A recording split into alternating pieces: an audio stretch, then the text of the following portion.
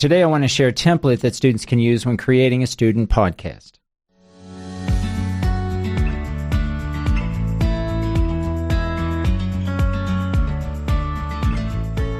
Hello and welcome to In the Classroom, an educational podcast making teaching and learning more transparent. My name is Benjamin Stewart at benjaminlstewart.org. Today is August 12th, 2021. Before we get into today's topic, if you have any thoughts, insights, if you want to share any experiences related to today's topic, feel free to reach out to me at my Twitter handle at BNLEEZ. If you want to be a part of the Discord community, feel free to access the link at my website at benjaminlstewart.org. Today I want to share a template that students can use when creating their own student podcast.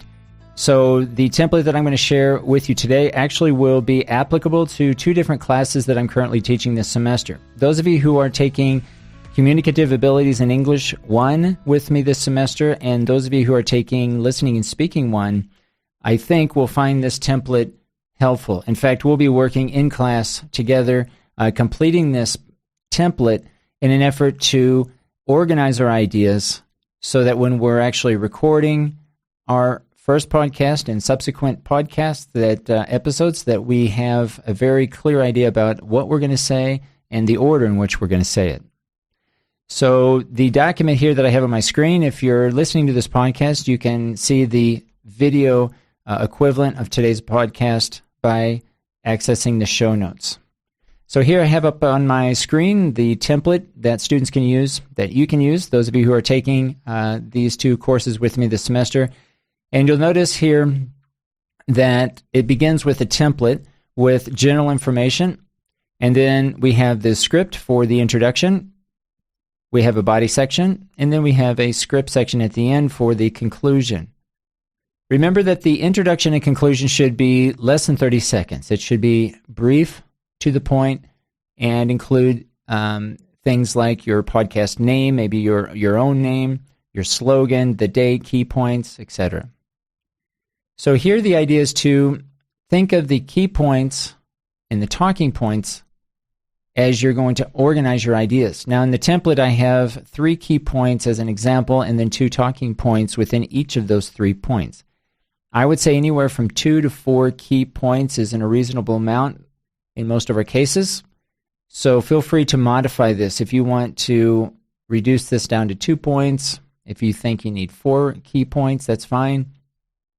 But whatever decisions you do make, complete your ideas by filling out this outline so that, again, you have a very clear idea about what you want to say.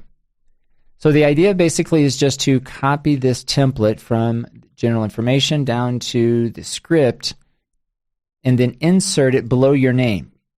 I have here below just a text here, name 1, all the way down. You can go in and replace any one of these. It doesn't matter the order. You can replace this with your own name and then simply insert your template below your name.